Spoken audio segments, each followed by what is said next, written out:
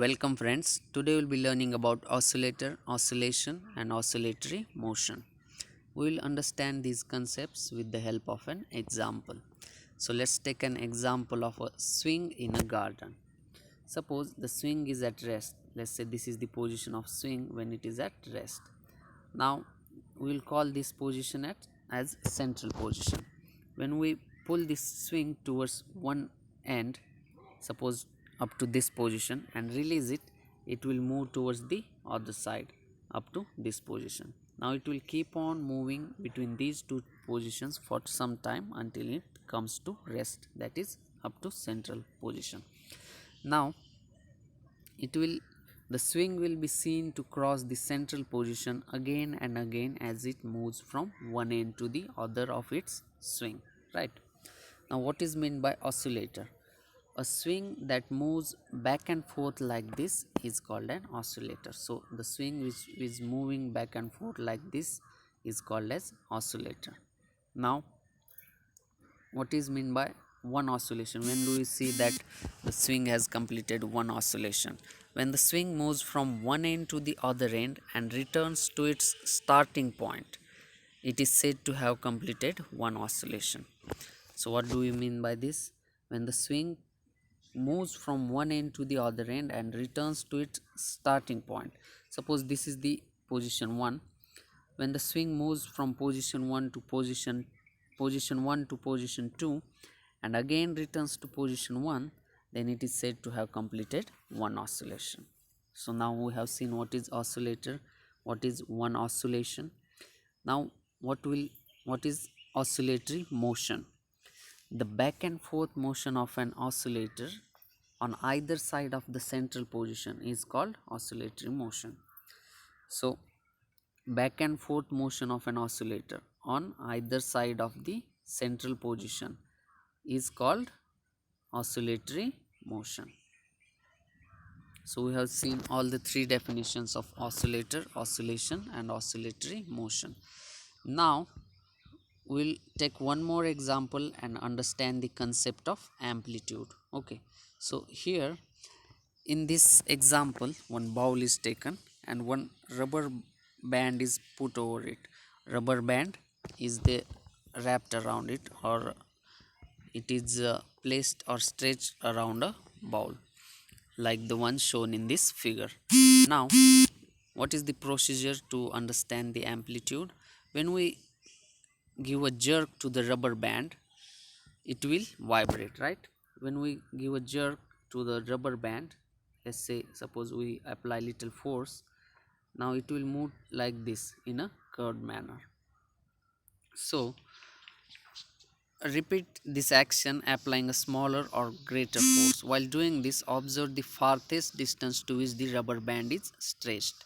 Suppose we apply little bit small force, then it will move in a curved manner like this. But if we apply little bit larger force, this will move further downwards, right? The rubber band will move further downwards. Now if we call this position, when the rubber band is at rest, we will call this position as position A. When we apply little force, it will be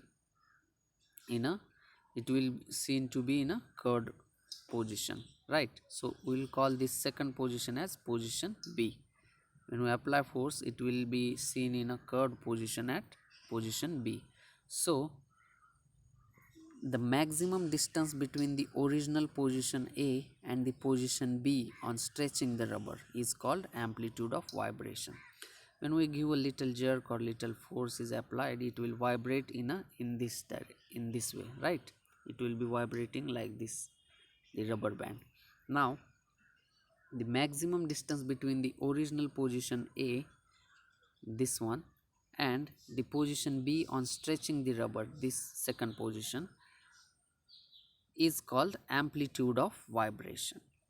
Now let's understand this concept further by using one more example. In this example, one pendulum is made. One strong thread is used, about half a meter long thread is used in this example, and at one end of this thread a wooden ball or a iron ball, a small wooden ball or iron ball is tied. Now this string is tied at the support O, right? Whenever you are showing a support, you have to draw a horizontal line and small inclined lines. So this is the symbol of a support. If support is vertical, then you can draw like this. Okay. Now what is the procedure? This such an oscillator. So whenever we have tied this when we tie this pendulum to point O, tie a small iron or wooden ball to it and suspend it from a support as shown in the figure. So such an oscillator is called as pendulum. It will be oscillating between these two positions, position B and C. When, let's say, whenever the pendulum is at rest, its central position will be A. Now when we pull it towards position B and release it, it will move to position C and again to position B, and it will keep moving between these positions, right? The maximum distance between the original position A of the pendulum and the extreme position B or C is called the amplitude of oscillation.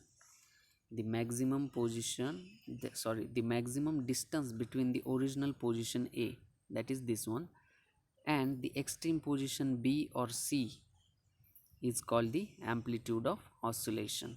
So AB or AC is the amplitude of oscillation. So this will be all about amplitude. Now here three questions are asked to you. Sorry, three concepts are explained here, or points are given. A stretched rubber returns to its original state when it is released. This property is called elasticity. You might have experienced this. Whenever we stretch a rubber to a certain length and release it, it will, let's say, suppose this is the original position of the rubber. Suppose this is the original position of a rubber, and when we stretch it, it will elongate, right? And again when we release the rubber, it will again come to its original position. Now this property is called elasticity. What do we mean by elasticity?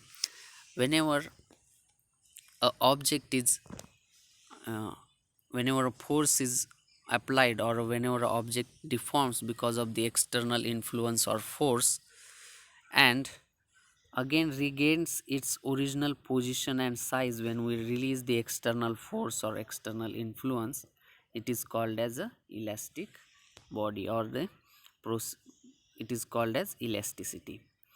Now when a stretched rubber band vibrates, elasticity is at work. Why does the rubber band vibrates? Because of the elasticity. All the while that the pendulum oscillates, earth gravitation is at work. Now the pendulum, here in this figure the pendulum is oscillating. Now during these oscillations there will be a gravitational force acting on this pendulum as well. So because of that gravitational force, when after, suppose you pull this pendulum to position B and release it, it will keep on oscillating between these two positions for some time, and again after it will come to rest. Why does it comes to rest? Because of the gravitational force only. The gravitational force will be pulling it downwards, so the amplitude of oscillation will reduce slowly, and at last it will come to rest. So that point is written here. All the while the pendulum oscillates, earth gravitation is at work, so it will come to rest after some time. So this will be all about oscillator, oscillation, oscillatory motion, and amplitude of vibration and amplitude of oscillation. In amplitude we have seen two concepts, right? Amplitude of vibration, the rubber band vibrates, so here in this case amplitude of vibration will be there. And what is amplitude of oscillation? We have to take the example of pendulum, right? So thank you for watching.